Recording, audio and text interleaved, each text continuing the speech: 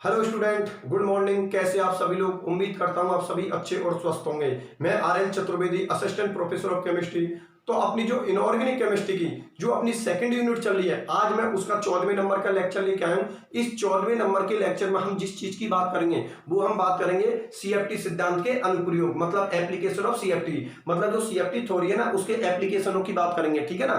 तो मैं आप लोगों के लिए बता देता हूं। देखो, हमें 3 एप्लीकेशन पर डिस्कशन करना है। पहली एप्लीकेशन होगी वो होगी चुंबकीय आघूर्ण, मतलब मैग्नेटिक मूवमेंट की बात करेंगे। दूसरी एप्लीकेशन है वो होगी कलर प्रॉपर्टीज, मतलब रंग गुण। और तीसरी जो एप्लीकेशन है वो है कि कॉम्प्लेक्सों में सीएफएसी की वैल्यू कैसे कैलकुलेट करते हैं। मैं बारी बारी से एक एक एप्लीकेशन को लूंगा, बड़ी अच्छी तरीका से आप लोगों को समझा दूंगा, उसके बाद कॉपी के अंदर लिखवा दूंगा। सारे के सारे टॉपिक है बहुत ही ज्यादा इंपॉर्टेंट और बहुत ही ज्यादा समझने लायक है। देखो, मैं फिर बोल रहा हूं आप लोगों के लिए, जितने भी टॉपिक चल रहे हैं और जो आने वाले हैं वो पूरे कॉन्सेप्ट बेस्ड है। बहुत ही इंटरेस्टिंग टॉपिक है आप लोगों के लिए, इसलिए जितना भी हो सके आप चीजों को समझने की कोशिश करना। ठीक है ना? जिस तरीका से, जिस एंगल से मैं चीजों को समझाऊं उसी एंगल से आप याद करना। ठीक है ना? एग्जाम में किस तरीका से रिप्रेजेंट करना वो सब आपको पता लगता चला गया, मैं आपको बताता चलूंगा। ठीक है ना?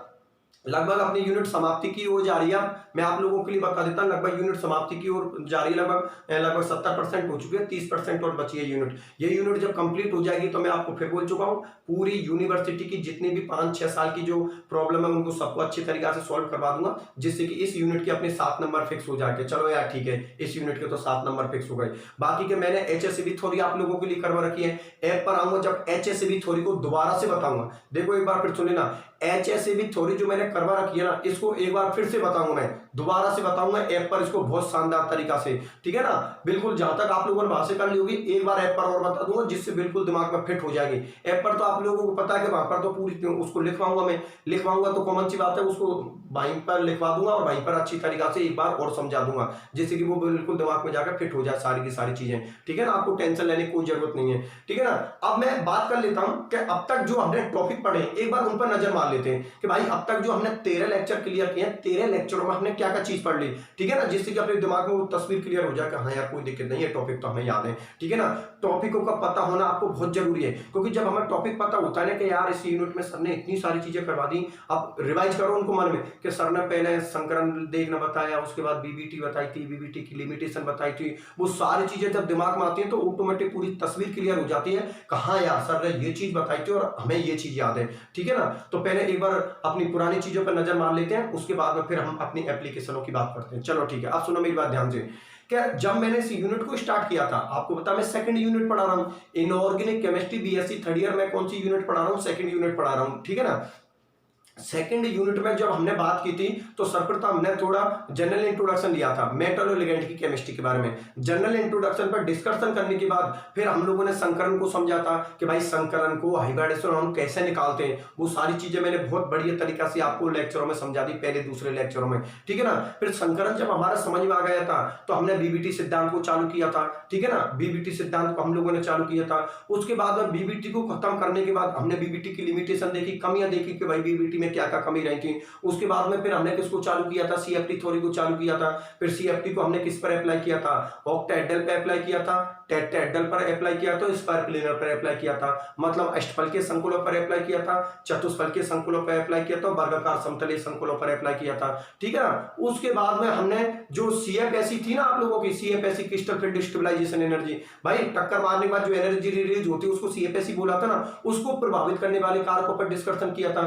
प्रभावित करने वाले कारक मैंने कितने करवाए थे? 6 करवाए थे आप लोगों के लिए। ठीक है ना? 6 को मैंने करवा दिया और कॉपी के अंदर लिखवा दिया आप लोगों के लिए। अब मैं बता देता हूं एक बार, यूनिवर्सिटी की जो एग्जाम हुई है 2015 से 2019 की तक जो एग्जाम हुई है उसमें सीएफएसी को प्रभावित करने वाले कारक 2 बार पूछ रखे उसने। 2019 में भी पूछ रहा था और उससे पहले भी उसने पूछ रखा है। मतलब 2015 से 2019 तक की जो एग्जाम हुई है उसमें उसने सीएफएसी को प्रभावित करने वाले कारकों को कितनी बार पूछ रखा है? 2 बार। ठीक है ना? तो सीएफएसी को प्रभावित करने वाले कारक है फैक्टर अफेक्टिंग ऑफ सीएफएसी। भाई बिल्कुल आपको बिल्कुल, और उससे क्या मतलब पूरी यूनिटी बिल्कुल तस्वीर क्लियर होनी चाहिए। ठीक है? वो सीएफएसी को प्रभावित करने वाले कारकों को नहीं पूछेगा तो कुछ और पूछ लेगा, हमें इस चीज का क्या फर्क पड़ता है? भाई हमें तो चीजें आती है ना, आप लोगों को पता है ना एक चीज और बता देता हूं, बीबीटी की लिमिटेशन भी पूछ रखी है उसने, 6.5 नंबर तक पहुंचा रखे हैं क्वेश्चन इनके, पूरी की पूरी यूनिट वहां तक पहुंचा रखी है। मैं एक बार फिर बोल चुका हूं, सी जो बीबीटी है ना, बीबीटी हमारे सिलेबस में नहीं दे रखी है, बीबीटी की कमी दे रखी है, लेकिन एक दो बार की एग्जाम में बीबीटी के पॉइंट भी पूछ रखे उसने, इसलिए मैंने बीबीटी को करवाया था।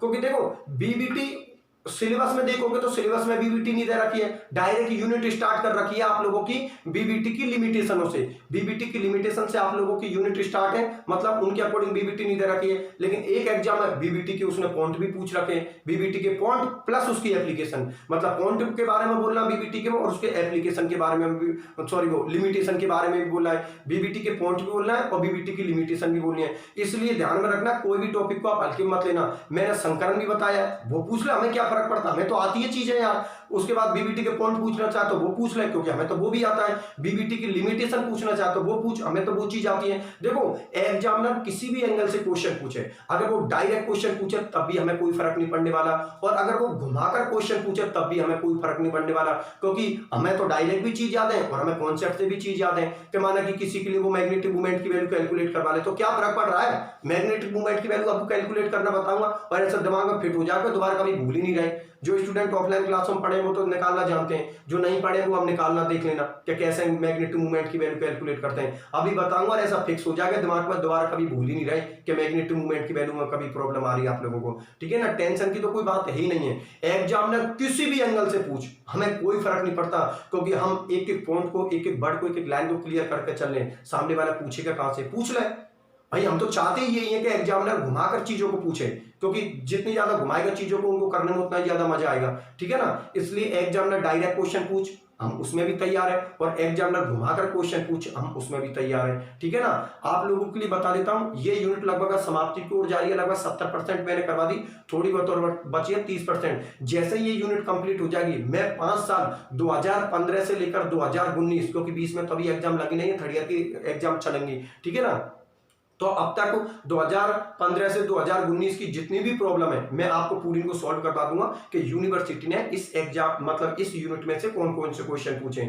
जब मैं इस यूनिट को करवा दूंगा आप लोगों के, तो बिल्कुल आपको हो जाएंगे सर कोई प्रॉब्लम नहीं है, 7 नंबर हमारे इस यूनिट के फिक्स हैं। इस यूनिट के जैसे ही क्लियर हो जाएगी ना, 7 नंबर अपनी जेब में डाल देना कि 7 नंबर अपने फिक्स हैं इसके। ठीक है ना, कहीं पर कोई गुंजाइश नहीं का आधे नंबर का भी, 7 नंबर का मतलब है 7 नंबर यूनिट क्लियर, 7 नंबर जेब में आ गए। और पहली यूनिट में आपको करवा चुका हूं एचएसएबी थ्योरी, जब मैं ऐप पर आऊंगा तो एचएसएबी थ्योरी को मैं दोबारा से जीरो लेवल से पढ़ाऊंगा, दोबारा से एचएसएबी थ्योरी को मैं बिल्कुल जीरो लेवल से पढ़ाऊंगा। आगे बात सुनिए, टेंशन की आपको कोई दिक्कत नहीं है। ठीक है ना, एचएसएबी थ्योरी है उसको जीरो लेवल से पढ़ाऊंगा, जीरो लेवल से लिखवाऊंगा दोबारा से, जिससे कि वो यूनिट भी अच्छी तरीके से क्लियर हो जाएगी। ठीक है ना, अब तक तो ज्यादातर स्टूडेंटों ने वो यूनिट भी क्लियर कर ली होगी, क्योंकि आपको पता वो यूनिट भी पढ़ी है इस पे अपने चैनल पर। ठीक है ना, वो यूनिट भी डालिए तो आप लोग आराम से वहां से देख लेना, और ऐप पर तो मैं उसको दोबारा सबमिट करवाऊंगा। ठीक है ना, सारी चीजों को दोबारा से करवा दूंगा, आप टेंशन मत लो बिल्कुल। ठीक है ना, आप तो बस अपनी पढ़ाई को रनिंग में चालू रखो और सिस्टमेटिक तरीका से पढ़ते रहो। ठीक है, तो मैं अब आ जाता हूं एप्लीकेशनों में, पुराने टॉपिकों पर नजर दे ली हम लोगों ने। अब बात करते हैं भैया सीएफटी की एप्लीकेशनों पर, मतलब सीएफटी की कौन कौन सी एप्लीकेशन दे रखी है हमारे लिए, तो मैं बता देता हूं। मैं एक बार फिर बता दूं, 3 पॉइंटों पर हम डिस्कशन करेंगे। पहला पॉइंट होगा सीएफटी की जो एप्लीकेशन होंगी उनमें पहला पॉइंट होगा चुंबकीय आघूर्ण, मतलब मैग्नेटिक मूवमेंट। दूसरा पॉइंट होगा रंग गुण, कलर प्रॉपर्टीज या कलर गुण। ठीक है ना, तीसरा जो पॉइंट होगा वो होगा कि कॉम्प्लेक्सों में सीएफएससी की वैल्यू कैसे कैलकुलेट करते हैं। आप कैसे कैलकुलेट करें, कोई कॉम्प्लेक्स दे दिया किसी ने और बोला भैया इसमें सीएफएससी की वैल्यू कैलकुलेट करो, तो आप कैसे क्या कैलकुलेट करोगे सीएफएससी की वैल्यू, वो सारी चीज आप लोगों के लिए समझाऊंगा मैं, आप बिल्कुल टेंशन मत लो। इस वक्त तो जो आज के लेक्चर में मैं बात करूंगा वो मैं बात करूंगा चुंबकीय गुणों के बारे में, कि भाई सीएफटी की जो पहली एप्लीकेशन है वो ये है कि कॉम्प्लेक्सों में आप चुंबकीय गुणों के मान कैसे कैलकुलेट करते हो। तो ठीक है, उसके बारे में डिस्कशन करते हैं। ठीक है ना, उसको अच्छी तरीके से क्लियर करके फिर कलर प्रॉपर्टीज, और फिर उसके बाद सीएफएससी के जो भी कॉम्प्लेक्सों में कैलकुलेट करते हैं उसको करके फिर उसकी एप्लीकेशन वो लिमिटेशन करवा देंगे। लास्ट में आपको पता है भाई थ्योरी कंप्लीट हो जाती है तो उसकी कुछ लिमिटेशन भी रहती हैं, तो सीएफटी की क्या लिमिटेशन है उसके बारे में भी हम अच्छे से डिस्कशन करेंगे कि भाई सीएफटी की क्या कमी रह गई जिसको जाके आगे थ्योरी उसको दूर करती है। ठीक है ना, तो मैं एक काम करता हूँ आप लोगों के लिए, अभी मैं पूरे टॉपिक को ले लेता हूँ, मैग्नेटिक मूवमेंट को लेने के बाद फिर आगे चलते हैं हम लोग। ठीक है ना,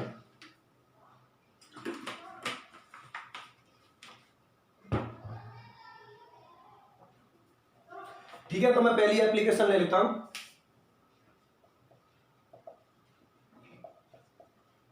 संक्रमण धातु संकुलों के लिए, संक्रमण धातु संकुलों के लिए चुंबकीय गुणों की व्याख्या, चुंबकीय गुणों की व्याख्या, या चुंबकीय गुणों की व्याख्या कर लेना, या फिर कैसे कर लेना कि भाई चुंबकीय गुणों की व्याख्या कर लेना, ये मैग्नेटिक मूवमेंट चुंबकीय आघूर्ण की व्याख्या कर लेना, कैसे भी कर लेना, उसकी कोई प्रॉब्लम नहीं है, ठीक है ना। तो इसके अंदर हम किसकी बात करेंगे कि जो भी कॉम्प्लेक्स है उसमें मैग्नेटिक मूवमेंट की वैल्यू हम कैसे कैलकुलेट करते हैं, ठीक है ना। मैं पूरी चीज को मिटा रहा हूं क्योंकि मुझे यहाँ पर ज्यादा जरूरत पड़ेगी बोर्ड की, ठीक है ना। तो मैं पूरी चीज को मिटा देता हूँ, उसके बाद हम एनालिसिस करेंगे, ठीक है ना। पता है ना क्या चल रहा है, सीएफटी की एप्लीकेशन चल रही है हम लोगों की। सीएफटी की एप्लीकेशन में पहला पॉइंट कौन सा चल रहा है अपना, कि भाई कॉम्प्लेक्सों के अंदर जो हम बात करेंगे वो मैग्नेटिक मूवमेंट की बात करेंगे कि चुंबकीय आघूर्ण या चुंबकीय गुणों को हम कैसे कैलकुलेट करते हैं, ठीक है। मैं इसको मिटा देता हूं क्योंकि मुझे पूरी बोर्ड की जरूरत पड़ने वाली है, ठीक है ना। ये लो, अब बात करते हैं हम इसकी चुंबकीय आघूर्ण की, मतलब मैग्नेटिक मूवमेंट की। तो जितना भी फोकस आप मेरे ऊपर करके रखना, देखो सुनना ध्यान से, अब जितना भी फोकस है मेरे ऊपर फिक्स कर देना, जब तक अपनी क्लास खत्म नहीं हो जाती आप पूरा फोकस बनाकर रखना मेरे ऊपर, क्योंकि जैसे मैं लेक्चर कंप्लीट करूंगा, लेक्चर कंप्लीट करने के बाद ऐसी फिट हो जाएगी आपके को कोई प्रॉब्लम नहीं आने वाली इसमें, ठीक है। तो सुनो मेरी बात, देखो सुनो, हम जब मैग्नेटिक मूवमेंट की वैल्यू कैलकुलेट करते हैं, ठीक है ना, मैग्नेटिक मूवमेंट की वैल्यू कैलकुलेट करने के लिए एक फॉर्मूला दे रखा है जो आपने सेकंड ईयर में भी पढ़ा था कि म्यू बराबर under root N N plus 2, ठीक है ना। एन किसको शो करता है, नंबर ऑफ अनपेड इलेक्ट्रॉन, मतलब अयुग्मित इलेक्ट्रॉनों की संख्या को शो करता है, और म्यू किसको शो करता है, चुंबकीय आघूर्ण को, मतलब मैग्नेटिक मूवमेंट को। तो मैं फॉर्मूला लिख लेता हूं, उसके बाद में फिर डिस्कशन करते हैं इसके।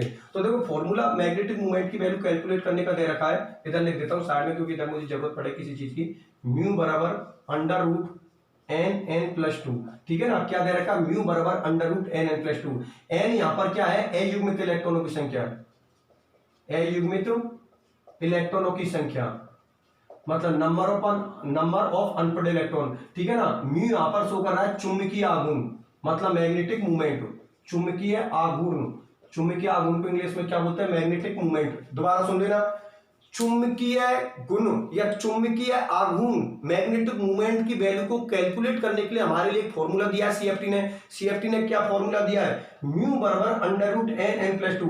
एन यहां पर किसको शो कर रहा है, अयुग्मित इलेक्ट्रॉनों की संख्या के कॉम्प्लेक्स के अंदर कितने आपके पास अयुग्मित अनपेड इलेक्ट्रॉन है, और म्यू किसको शो करता है, चुंबकीय आघूर्ण को। मतलब आप क्या कैलकुलेट कर रहे हो, मैग्नेटिक मूवमेंट कैलकुलेट कर रहे हो आप लोग चुंबकीय आघूर्ण कैलकुलेट कर रहे हो, किसके लिए, अरे कॉम्प्लेक्सों के लिए कर रहे हैं। मेटल लिगेंड की केमिस्ट्री को तो आप कॉम्प्लेक्स केमिस्ट्री बोलते हो, कोऑर्डिनेशन केमिस्ट्री बोलते हैं जिसको हम, ठीक है ना। देखो मेटल लिगेंड की केमिस्ट्री को कोऑर्डिनेशन केमिस्ट्री बोलते हैं, और जो वो जिस चीज का फॉर्मेशन करते हैं उनको हम क्या बोलते हैं, कॉम्प्लेक्स बोलते हैं, हिंदी में उसको क्या बोलते हैं, संकुल बोलते हैं। ये आप शुरू की क्लासों में अच्छी तरीके से जानते हो, ठीक है ना। चलो करते हैं कैलकुलेट। आप सुनो मेरी बात ध्यान से, फॉर्मूला क्या है, म्यू बराबर under root N N plus 2। N किसको शो कर रहा है, अयुग्मित इलेक्ट्रॉनों की संख्या को, और म्यू किसको शो कर रहा है, चुंबकीय आघूर्ण को, मतलब मैग्नेटिक मूवमेंट को। अब वैल्यू कैसे कैलकुलेट करने वो चीज मैं आप लोगों के लिए समझा देता हूं। तो देखो सुनो मेरी बात ध्यान से, कि यहां पर जो वैल्यू कैलकुलेट करेंगे ना मैग्नेटिक मूवमेंट की वैल्यू, एक बार तो मैं अष्टफलकीय का केस ले रहा हूं, किसका ले रहा हूं, ऑक्टाहेड्रल का केस ले रहा हूं। ऑक्टाहेड्रल में भी आपको पता है दो कंडीशन बनेगी, एक बार तो मैं किसकी बात करूंगा, वीक लिगेंड के केस में, और एक बार मैं किसके बारे में बात करूंगा, स्ट्रॉन्ग लिगेंड के केस में। हिंदी वालों, एक जो अब अष्टफलकीय संकुलों के लिए मैग्नेटिक मूवमेंट की वैल्यू कैलकुलेट करूंगा, तो एक बार तो प्रबल लिगेंड के केस में बात करेंगे और एक बार दुर्बल लिगेंड के केस में बात करेंगे, ठीक है ना। आपको पता प्रबल लिगेंड के केस में क्या होता है और दुर्बल लिगेंड के केस में क्या होता है। अभी मैं आप लोगों के लिए ऑर्बिटल बना देता हूं, उसके बाद में उनमें इलेक्ट्रॉन भरकर फिर वैल्यू कैलकुलेट करना चालू करते हैं, ठीक है ना। तो देखो इधर लिख देता हूं मैं, देखो ध्यान से समझना, क्या आप लोगों को पता, पहले मैं ले लेता हूं प्रबल लिगेंड के केस में, किसके केस में ले लेता हूं, प्रबल लिगेंड, ठीक है। पहले हम बात किसकी कर लेते हैं, प्रबल लिगेंड की, ठीक है ना। तो ध्यान से समझना, देखो प्रबल लिगेंड के केस में क्या होता है, आप लोग जानते हो कि प्रबल लिगेंड के केस में क्या होता है कि आपको होता है डी में 10 इलेक्ट्रॉन भरते हो, तो प्रबल लिगेंड के केस में ये होता है कि 6 इलेक्ट्रॉन नीचे भरने के बाद 7वां इलेक्ट्रॉन कहां पर जाता है, ऊपर। ये चीज मैंने आपको पहले बता दी, क्योंकि प्रबल लिगेंड स्ट्रॉन्ग लिगेंड के केस में गैप क्या होता है ज्यादा, तो कॉमन सी बात है इलेक्ट्रॉनों की क्या हो जाती है, पेयरिंग। ये हमने पुरानी क्लासों में अपने में सब अच्छी तरीके से क्लियर कर लिया। चलो ठीक है, मैं बना देता हूं। देखो प्रबल लिगेंड के केस में ये होता है कि T2G आपकी नीचे की है, क्योंकि ऑक्टाहेड्रल में तो पढ़ ही लिया आपने, ऑक्टाहेड्रल में क्या पढ़ा है कि T2G नीचे की रहेगी और EG कहां पर रहेगी, ऊपर की। तो ये तो लिख दी मैंने T2G का। अच्छा ठीक है ना, कितनी होती है 3, और यहाँ पर लिख दी मैंने आपकी ईजी कक्षक। ये कौन सी कक्षक हो गई आपकी ईजी, नीचे वाली कक्षक कौन सी हो गई आपकी T2G, और ऊपर वाली कक्षक कौन सी हो गई आपकी ईजी कक्षक। चलो ठीक है, अब मैं डी के इलेक्ट्रॉन भरना चालू कर रहा हूँ, डी इलेक्ट्रॉन भरना चालू कर रहा हूँ। तो ध्यान से समझते चलना, मैं डी के 1 से लेकर कितने इलेक्ट्रॉन भरूंगा 10, और प्रत्येक इलेक्ट्रॉन के भरने पर उसकी मैग्नेटिक मूवमेंट की वैल्यू कैलकुलेट करेंगे। क्या मैग्नेटिक मूवमेंट हम कैसे निकालते हैं। चलो ठीक है, अब मुझे एक बात बताओ यार, 10 इलेक्ट्रॉन भरना चालू कर दूं, ठीक है ना। तो देखो पहला इलेक्ट्रॉन भरा मैंने, पहला इलेक्ट्रॉन भर दिया, तो आपको पता सिंगल इलेक्ट्रॉन हमेशा कौन होता है, अनपेड इलेक्ट्रॉन। एक ऑर्बिटल के अंदर अगर एक ही इलेक्ट्रॉन प्रेजेंट हो तो आप अच्छी तरीका से जानते हो वो कौन होता है, अनपेड इलेक्ट्रॉन। लेकिन 2 इलेक्ट्रॉन प्रेजेंट होते तो आपको पता वो पेयर फॉर्म हो जाते हैं, ठीक है ना। और ये भी आप लोगों को पता है कि एक कक्षक में या एक ऑर्बिटल में आप 2 से ज्यादा इलेक्ट्रॉन नहीं भर सकते हो, और दोनों का जो मोशन होता है, स्पिन होता है, वो क्या होता है, अपोजिट। एक क्लॉकवाइज होता है और दूसरा क्या होता है, एंटी क्लॉकवाइज। ये आपको जूनियर सीनियर क्लासों से पढ़ते हैं इन सारी चीजों को, ठीक है। तो चलो करते हैं। तो देखो एक इलेक्ट्रॉन भर दिया आप लोगों ने, अब इसकी मैग्नेटिक मूवमेंट की वैल्यू कैलकुलेट करते हैं। तो फॉर्मूला क्या दे रखा है, म्यू बराबर √NN+2। तो देखो म्यू रख देना, ठीक है ना, म्यू √। अच्छा एन किसको शो कर रहा है, अनपेड इलेक्ट्रॉन को। एन किसको शो कर रहा है, अनपेड इलेक्ट्रॉन को। तो मैं आप लोगों के लिए देता हूं 1+2, ठीक है ना। इसको आगे सॉल्व कर दो, म्यू बराबर, और ये हो गए 2 और 1 कितने होते हैं 3, और 3 को मल्टीप्लाई करोगे इससे तो कितना आएगा 3। कहने का मेरा मतलब हुआ कि यहाँ पर आपकी क्या आ गए √3, म्यू की वैल्यू कितनी आ गई √3। और आपको पता √3 की जो वैल्यू होती है, √3 की वैल्यू होती है वो आप लोगों को पता कितना आता है, 1.73। कितना आता है, 1.73। और इसकी बीएम बोर मैग्नेटॉन इसकी क्या होती है, यूनिट होती है। बीएम का मतलब क्या होता है, बोर मैग्नेटॉन, जो इसकी क्या होती है, मैग्नेटिक मूवमेंट की यूनिट होती है। आप सुनो मेरी बात ध्यान से, एक बार फिर सुन लेना, म्यू बराबर √NN+2, बीएम ये उसकी यूनिट हो गई मैग्नेटिक मूवमेंट की, ठीक है ना। आप लोगों ने देखा एक अनपेड इलेक्ट्रॉन है किसमें, T2G में। फॉर्मूले में आपने वैल्यू फिट कर दी, वैल्यू फिट करने के बाद म्यू बराबर √3 आया, और √3 को जब आप सॉल्व करते हो तो कितनी आती है, 1.73 बीएम, ठीक है ना। इस तरीका से हम मैग्नेटिक मूवमेंट की वैल्यू कैलकुलेट करते हैं। अगर 2 अनपेड इलेक्ट्रॉन आ जाते हैं तो यहाँ पर 2 लिख देना, उसके अकॉर्डिंग सॉल्व कर देना। 3 आते हैं तो उसके अकॉर्डिंग सॉल्व कर देना। कैसे, इधर देखो। अब देखो एक चीज और बहुत मुद्दे की बात बोल रहा हूं, बहुत ही शानदार बात बोल रहा हूं। एक बात आप ध्यान में रखना, क्या आपको पता है कि डी के अंदर मैक्सिमम अनपेड इलेक्ट्रॉन कितने हो सकते हैं, 5। आपको पता 5 से ज्यादा नहीं हो सकते। डी के अंदर अनपेड इलेक्ट्रॉन कितने हो सकते हैं, 5। एस में कितना हो सकता है मैक्सिमम अनपेड इलेक्ट्रॉन, ए युग्मित इलेक्ट्रॉन 1। पी में कितने हो सकते हैं, 3। डी में कितने हो सकते हैं, 5। और एफ में कितने हो सकते हैं, 7 से ज्यादा नहीं हो सकते एफ में, और डी के अंदर 5 से ज्यादा नहीं हो सकते, क्योंकि उसके बाद आपको पता पेयरिंग चालू हो जाती है। इसलिए मैक्सिमम डी के अंदर अनपेड इलेक्ट्रॉन, ए युग्मित इलेक्ट्रॉन कितने बढ़ सकते हैं, 5। तो आपको पता है कि यहाँ पर तो हम थ्योरेटिकल एग्जाम दे रहे हैं, कोई प्रॉब्लम नहीं है। लेकिन जब हम लोग कॉम्पिटिशन एग्जाम देते हैं तो आपको लोगों को पता वहां पर एवरेज हम लोगों को भरने पड़ते हैं कि भाई हमारा आंसर ए है, बी है, सी है, डी है, जो भी अपना आंसर, ठीक है ना। तो वहां पर एक चीज ध्यान में रखनी है कि वहां पर ऐसा थ्रू है कि एग्जामिनर ने कॉम्प्लेक्स दे दिया कि निम्न संकुलों में से, निम्न संकुलों के चुंबकीय आघूर्ण की वैल्यू निम्न में से कौन सी होगी, ठीक है ना, निम्न में से कौन सी होगी। और आप वहां पर उसके वो अनपढ़ इलेक्ट्रॉन निकाल रहे हो और फिर फॉर्मूले के अंदर वैल्यू रख रहे हो, फिर आपका आंसर आ रहा है। आपका आंसर आने में 4 मिनट लग गए, तो क्या मतलब हुआ भाई, 4 मिनट में आप एक क्वेश्चन को सॉल्व कर रहे हो, तो वो तो नहीं के नेगेटिव के बराबर हो गया आपका, क्योंकि आपके पास टाइम ही कितना मतलब 3 घंटे एग्जाम में मिलते हैं। इतने सारे क्वेश्चनों को कौन सॉल्व करेगा भाई, दिमाग लगा के देखो। इसलिए मैं बोल रहा हूं कि अनपेड इलेक्ट्रॉन 1, 2, 3, 4 और 5 इसकी वैल्यू आपको डायरेक्ट पता होना चाहिए। कैसे कि आपने कॉम्प्लेक्स दिया, एग्जाम में कॉम्प्लेक्स दिया, ठीक है, कॉम्प्लेक्स दे दिया, उसके बाद उसको अनपेड इलेक्ट्रॉन आपको पता है यार 1 है, तो सॉल्व करने की कोई जरूरत नहीं, डायरेक्ट आंसर पता होना चाहिए कि यार अनपेड इलेक्ट्रॉन 1 होने पर अपना आंसर आता है 1.73, अनपेड इलेक्ट्रॉन 2 होने पर अपना आंसर आता है 2.82, अनपेड इलेक्ट्रॉन 3 होने पर अपना आंसर आता है 3.87, अनपेड इलेक्ट्रॉन 4 होने पर अपना आंसर आता है 4.89,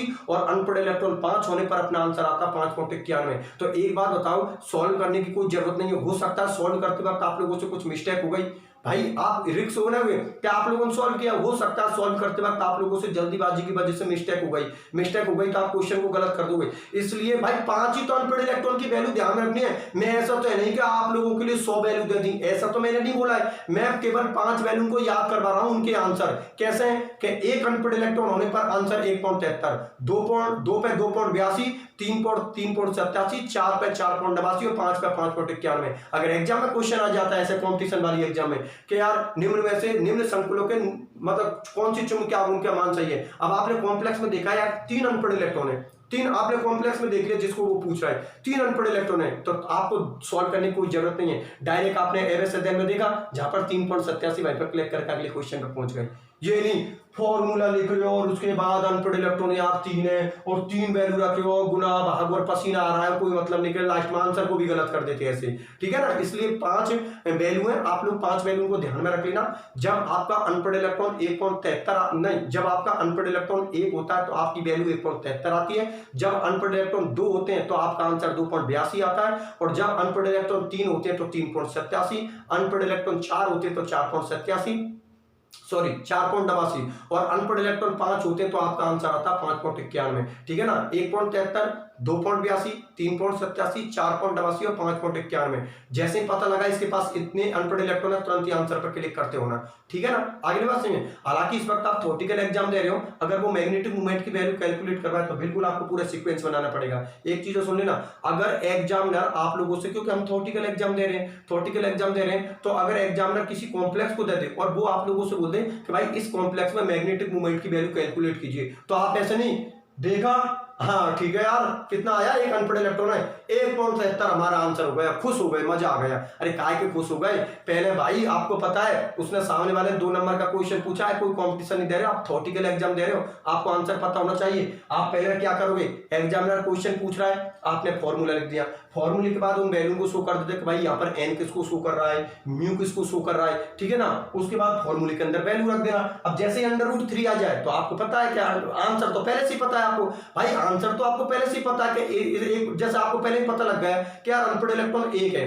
तो सिर्फ यहां पर आप फॉर्मेलिटी कर रहे हो, एग्जामिनर के लिए फॉर्मेलिटी कर रहे हो, आपको पता आंसर तो 1.73 आने वाला है, तो जैसे ही अंडर रूट 3 तक आ जाओ ना तो डायरेक्ट आंसर लिखते ही हो ना, 1.73 आंसर आ गया, बस कहानी खत्म, टेंशन खत्म उसकी, ठीक है ना। तो इस तरीका से करना आप लोग। आगे नहीं मेरी बात समझ में, आपको तीनों के आंसर मतलब 5 के आंसर पता होना चाहिए। अनपढ़ इलेक्ट्रॉन 1 होने पर आंसर क्या आता है, अनपढ़ इलेक्ट्रॉन 2 होने पर क्या आता है, 3 होने पर क्या आता है, 4 होने पर क्या आता है, 5 होने पर क्या आता है, ठीक है ना। कॉम्पिटिशन में डायरेक्ट कर देना। और आप यहाँ पर थ्योरेटिकल एग्जाम में BSc थर्ड ईयर जो हम कर रहे हैं, ठीक है ना, तो वहां पर पूरा सीक्वेंस बनाना। मैं फिर बोल रहा हूँ, इस वक्त जितने भी स्टूडेंट मुझे देख रहे हैं, भैया आप डायरेक्ट वैल्यू मत लिख देना, ठीक है ना। अगर एग्जाम में BSc थर्ड ईयर की एग्जाम में कोई क्वेश्चन पूछ लिया, कोई कॉम्प्लेक्स दे दिया और उसने पूछी भाई इसमें मैग्नेटिक मोमेंट की वैल्यू कैलकुलेट कीजिए, तब बिल्कुल आपको ये फॉर्मूला बनाना पड़ेगा, फॉर्मूला लिखना है, फॉर्मूले के बाद इनको लिखना, फिर वैल्यू सेट करनी है। जैसे ही अंडर रूट 3 आ जाए या जो भी आ जाए उसका फिर डायरेक्ट आंसर लिख देना, क्योंकि आपको पता है मैक्सिमम जो अनपढ़ इलेक्ट्रॉन है डी के अंदर 5 ही हो सकते हैं। और आपको पता है एफ की केमिस्ट्री तो हमारे सिलेबस में दे भी नहीं रखी है,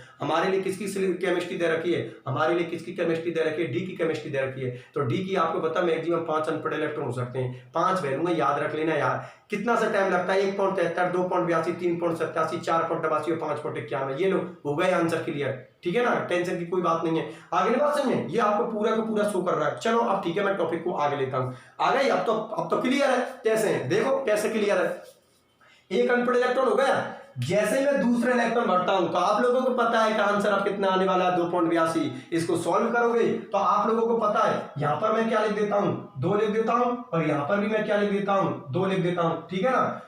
4 और कितने हो गए, यहां पर हो गए आप लोगों की वैल्यू हो गई 8, और अंडर रूट 8 की वैल्यू कितनी आती है, 2.82। कितनी आती है, 2.82, पीछे भी लगा देना BM। आगे मेरी बात सही में, अरे सही है ना। अनपढ़ इलेक्ट्रॉन भाई कितने अनपढ़ इलेक्ट्रॉन आपके 2 है, तो 2 रख देना आंसर, तो आपको पता है कि हमारा 2.82 आने वाला है। बस फॉर्मेलिटी बेस में चीजें क्लियर करनी पड़ रही हैं, क्योंकि इस वक्त हम कंपटीशन नहीं दे रहे हैं, इस वक्त हम जिस एग्जाम को दे रहे हैं वो एग्जाम हम थ्योरेटिकल एग्जाम दे रहे हैं, मतलब हमें लिखना पड़ता है, ठीक है ना। तो देखो अंडर रूट 2 लिख दिया आप लोगों ने, ठीक है ना, यहाँ पर भी 2 लिख दिया, 2 और 2 कितने होते हैं, 4, 4 को मल्टीप्लाई किससे कर दो, 2 से, तो कितने हो गए 8, और अंडर रूट 8 को जब आप सॉल्व करोगे तो आपका आंसर कितना आएगा, 2.82। अब मैं डायरेक्ट करके बता देता हूं, कोई दिक्कत नहीं है, क्योंकि अब आप लोगों को समझ में आ गई, ठीक है ना। अब मैं जैसे तीसरा इलेक्ट्रॉन भरता हूं, ध्यान रखना केस कौन सा चल रहा है, पेपर लेकेंड अभी पेयरिंग चालू होगी, ठीक है ना।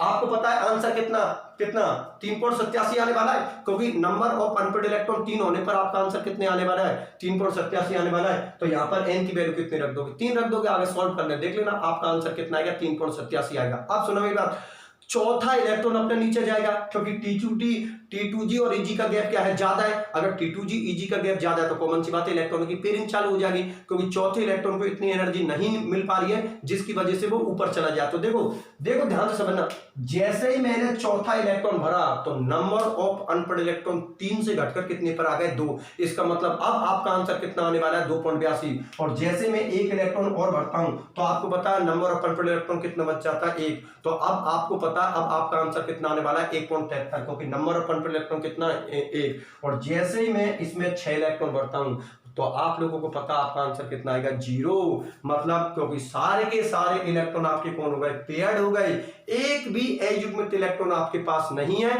तो ऐसे कॉम्प्लेक्स होते हैं वो कौन होते हैं, प्रतिचुंबकीय डायमैग्नेटिक, मतलब उसमें मैग्नेटिक मूवमेंट की वैल्यू नहीं आती है। बस ये चीज है, मेरी बात समझ में आ गई। 6 इलेक्ट्रॉन भर दिए तो 7वें इलेक्ट्रॉन तो कॉमन सी बात है ऊपर ही जाएगा, क्योंकि 7वें इलेक्ट्रॉन के पास तो कोई चॉइस है ही नहीं है, उसको तो जाना ही पड़ेगा ऊपर। तो जैसे ही आप 7वें इलेक्ट्रॉन को ऊपर भरते हो तो फिर आंसर कितना, 1.73।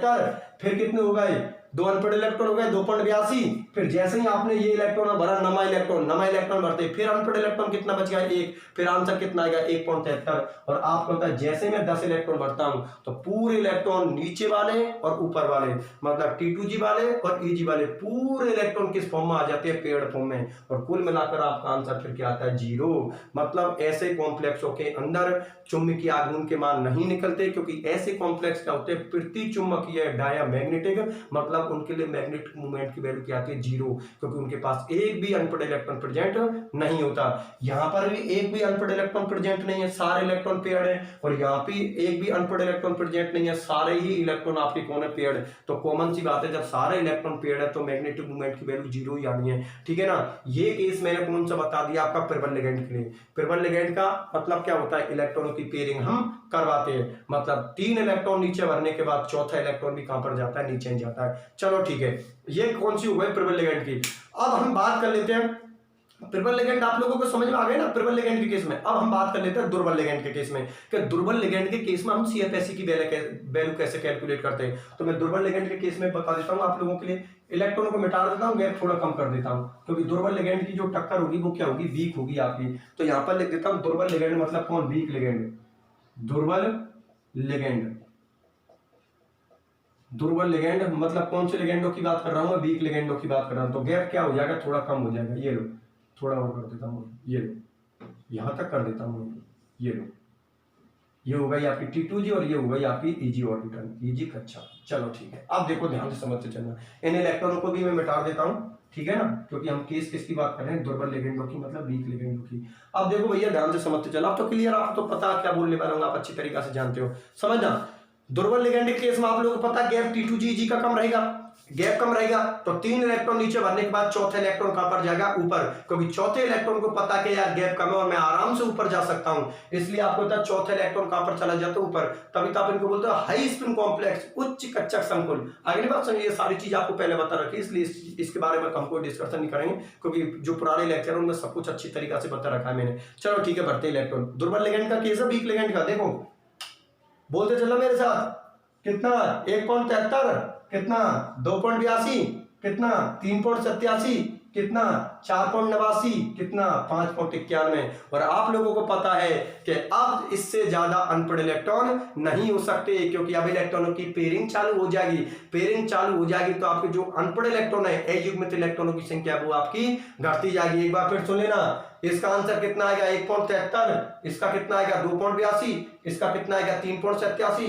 इसका 4.89, इसका कितना आएगा 5.91। ठीक है, BM लगा देना, BM का मतलब उसकी यूनिट है मैग्नेटिक मोमेंट की, जिसको बोर मैग्नेटन बोलते हैं आप लोग। ठीक है, चलो आप लोगों ने कितने इलेक्ट्रॉन भर दिए, 5। अब मैं छठा इलेक्ट्रॉन नीचे भर दूं, अरे सही है 5 हो गए, छठा नीचे भरते हैं। तो देखो नंबर ऑफ अनपढ़ इलेक्ट्रॉन घटते जाएंगे तो मैग्नेटिक मोमेंट की वैल्यू अलग अलग आती जाएगी नंबर ऑफ अनपढ़ इलेक्ट्रॉन के बेस पर। जैसे कि देखो 5 नंबर ऑफ अनपढ़ इलेक्ट्रॉन है, जैसे मैंने छठा इलेक्ट्रॉन भरा, नंबर ऑफ अनपढ़ इलेक्ट्रॉन कितने बच गए आपके पास, 4। और अब आपका आंसर आने वाला है 4.89, कितना 4.89, कितना 3.87, कितना 2.82, 2.82, कितना 1.73 क्योंकि एक ही बचा और कितना आपका आंसर आएगा 0। और इस तरीका से आप कॉम्प्लेक्सों में मैग्नेटिक मोमेंट के मान निकालते हो।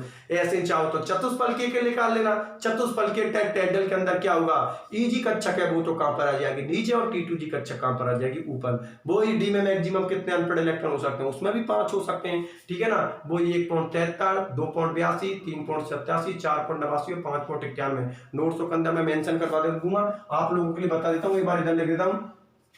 डी इलेक्ट्रॉन अयुग्मित इलेक्ट्रॉनों की संख्या, अयुग्मित इलेक्ट्रॉनों की संख्या, और म्यू बराबर √n+2, ठीक है ना। एक होने पर आपका आंसर कितना आता है 1.73 bm, ठीक है ना। 2 होने पर कितना आता है 2.82, ठीक है ना। 3 होने पर कितना आता है 3.87, 4 होने पर क्या आता है 4.89, और 5 नंबर ऑफ कॉन्फिडेंट इलेक्ट्रॉन होने पर आंसर कितना आता है 5.91।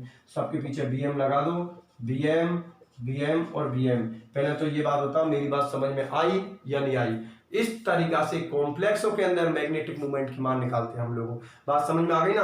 किसी भी एंगल से कोई प्रॉब्लम नहीं होनी चाहिए। अगर एग्जामिनर पूछे क्या, जो अगर एग्जामिनर इस तरीका से क्वेश्चन पूछे कि CFT सिद्धांत के चुंबकीय आघूर्ण की वैल्यू कैसे कैलकुलेट करते हैं अष्टफलकीय के लिए, चतुष्फलकीय के लिए, तो बिल्कुल आप रिप्रेजेंट कर देना आप लोग, ठीक है ना। मैं कॉपी के अंदर मेंशन करवा दूंगा सारी चीजों को कि किस तरीका से आपको एग्जाम में जवाब देना, ठीक है। मेन चीज जो है वो ये कि टॉपिक बस समझ में आना चाहिए। एक बार टॉपिक समझ में आ गया तो कॉपी में लिख देंगे। कॉपी में लिखने का मतलब ये हो जाए कि हाँ यार सर ने इस तरीका से लिखवाया, तो हमें कॉपी जो एग्जाम में इस तरीका से लिखना है, एक सीक्वेंस बनाकर। कैसे सीक्वेंस बनाना है, कैसे नहीं बनाना है, वो मैं कॉपी के अंदर आप लोगों के लिए लिखवा दूंगा। पहले तो आप ये चीज क्लियर करो कि ये चीज आपके समझ में आई या नहीं आई, ठीक है ना। अगर आप लोगों को अच्छी तरीका से समझ में आ गई तो बिल्कुल आप कमेंट सेक्शन में लिख देना सर अच्छे से समझ में आ गई, कोई प्रॉब्लम नहीं है। किसी स्टूडेंट को प्रॉब्लम होती है तो बिल्कुल आप उसको भी कमेंट सेक्शन में लिख देना कि सर मुझे इस चीज में प्रॉब्लम हो रही है, मैं अगले लेक्चर में उस चीज पर डिस्कशन कर लूंगा कि भाई आपकी ये प्रॉब्लम है, तो उसके बारे में हम बात कर लेंगे, ठीक है ना। सबसे बड़ी बात है ये चीज आपको समझ में आनी चाहिए, ठीक है ना। एक बार फिर मैं अपने लेक्चर को रिपीट कर देता हूं। देखो आज जो अपना टॉपिक चल रहा था 14वें नंबर का लेक्चर था अपना, इसमें हमने टॉपिक जिसकी बात की थी वो हमने बात की थी कि भाई जो CFT की जो एप्लीकेशन है वो कौन कौन सी एप्लीकेशन है। तो हमने यहाँ पर पहली एप्लीकेशन को लिया था CFT को। तो पहली एप्लीकेशन में हमने क्या देखा, तो उसकी मैग्नेटिक मूवमेंट की वैल्यू, मतलब मैग्नेटिक मूवमेंट की वैल्यू कैलकुलेट की थी, मतलब चुंबकीय आघूर्ण के मान हमने ज्ञात किए थे, ठीक है ना। तो मैग्नेटिक मूवमेंट या चुंबकीय आघूर्ण के जो मान हम लोगों ने ज्ञात किए थे या वैल्यू कैलकुलेट की थी, उनमें हमने ये देखा था कि एक फॉर्मूला दिया था CFT ने कि म्यू बराबर √n+2, ठीक है ना। म्यू किसको शो कर रहा है, चुंबकीय आघूर्ण को, मतलब मैग्नेटिक मूवमेंट को, और n किसको शो करता है, नंबर ऑफ अनपेड इलेक्ट्रॉन, मतलब अयुग्मित इलेक्ट्रॉनों की संख्या को। कुछ नहीं है यार, एक अनपेड इलेक्ट्रॉन पर वैल्यू रख लेना, 2 होने पर 2 रख लेना, ठीक है, 3 रख देना, 4 रख देना, 5 रख देना, किसी जगह पर n की जगह पर। और आंसर मैंने आपको पहले से याद करवा दिए कि अगर नंबर ऑफ अनपेड इलेक्ट्रॉन 1 हुआ तो आपका आंसर 1.73 आएगा, अगर नंबर ऑफ अनपेड इलेक्ट्रॉन 2 हुए तो आपका आंसर 2.82 आएगा, अगर नंबर ऑफ अनपेड इलेक्ट्रॉन 3 हुए तो आपका आंसर 3.87 आएगा, अगर नंबर ऑफ अनपेड इलेक्ट्रॉन 4 हुए तो आपका आंसर 4.89 आएगा, और नंबर ऑफ अनपेड इलेक्ट्रॉन 5 हुए तो आपका आंसर आएगा वो आएगा 5.91। पीछे bm लिख देना, क्योंकि मैग्नेटिक मूवमेंट की जो यूनिट दे रखी है वो क्या दे रखी है, bm बोर मैग्नेटॉन, ठीक है ना। बस ये चीज है, कोई प्रॉब्लम वाली बात नहीं है, अच्छी तरीके से कर देना, ठीक है ना। तो मैं एक काम करता हूं कि आप लोग अभी तो हेडिंग डाल लो, आप लोग अभी हेडिंग डाल लो, ठीक है ना। उसके बाद में इस चीज की हम बात करेंगे अगले लेक्चर में, मतलब अगले लेक्चर में आपको लिखवा दूंगा मैं इसको, ठीक है ना। बस चीज मेन जो अपनी चीज है वो ये है कि चीजें समझ में अच्छी से आनी चाहिए, ठीक है ना। तो एक काम कीजिए आप लोग कि हेडिंग डाल लो आप लोग, ठीक है ना, हेडिंग डाल लो, और उसके बाद में अगले लेक्चर में मैं सारी चीजों को लिखवा दूंगा। हेडिंग डालो तो आप लोग हेडिंग डाल दो, क्रिस्टल क्षेत्र सिद्धांत के अनुप्रयोग, application of crystal field theory. Heading डाल दो, क्रिस्टल क्षेत्र सिद्धांत के अनुप्रयोग। हेडिंग डाल दो, क्रिस्टल क्षेत्र सिद्धांत के अनुप्रयोग, क्रिस्टल क्षेत्र सिद्धांत के अनुप्रयोग, मतलब एप्लीकेशन ऑफ CFT, क्रिस्टल क्षेत्र सिद्धांत के अनुप्रयोग, एप्लीकेशन ऑफ CFT या क्रिस्टल फील्ड थ्योरी, ठीक है ना। तो थोड़ा बहुत लिखवा देता हूं, बाकी का और अगले लेक्चर में लिखवा दूंगा। लिखो CFT संकुलों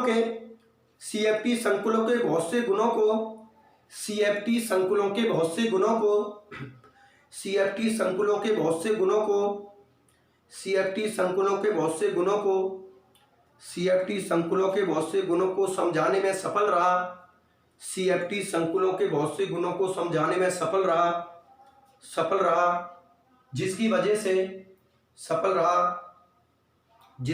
से दोबारा बोल रहा हूं, CFT संकुलों के बहुत से गुणों को समझाने में सफल रहा, जिसकी वजह से इस सिद्धांत की काफी उपयोगिता है।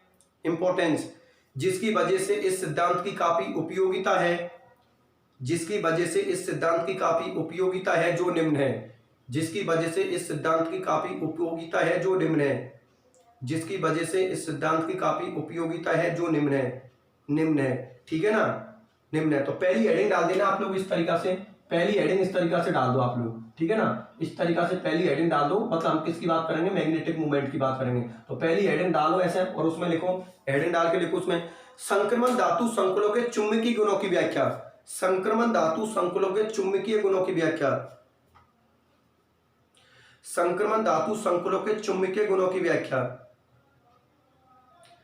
संक्रमण धातु संकुलों के चुंबकीय गुणों की व्याख्या, मतलब explanation of magnetic properties of transistor metal complex, ठीक है ना, संक्रमण धातु संकुलों के चुंबकीय गुणों की व्याख्या, ठीक है ना। इसके बारे में जो भी है, इसके जितने भी पॉइंट हैं या जितनी भी इसकी जो मैटर है, इसको मैं अगले लेक्चर में डिस्कशन करूंगा। देखो सुनो मेरी बात, अपनी पहली जो हेडिंग हो गई आप लोगों की, अब इस पहली हेडिंग के अंदर जो अगले वाला लेक्चर आएगा उसमें मैं सारी चीजों को लिखवा दूंगा और उसके बाद हम अगले लेक्चर पे बात करेंगे, किसकी बात करेंगे, कलर प्रॉपर्टीज की बात करेंगे। उसके बाद में हम किसकी बात करेंगे, CFSE की बात करेंगे कि कॉम्प्लेक्सों में CFSE की वैल्यू हम कैसे कैलकुलेट करते हैं। फिर उसके बाद लिमिटेशन करेंगे CFT की लिमिटेशन के बाद एक दो टॉपिक और है, उनको करवा के यूनिट को खत्म करेंगे। और उसके बाद उसकी क्या देखेंगे, प्रॉब्लम देखेंगे, जो भी 5-6 साल की यूनिवर्सिटी की प्रॉब्लम है। बस ये चीज है, ठीक है ना। तो टेंशन लेने की कोई जरूरत नहीं है आप लोगों को।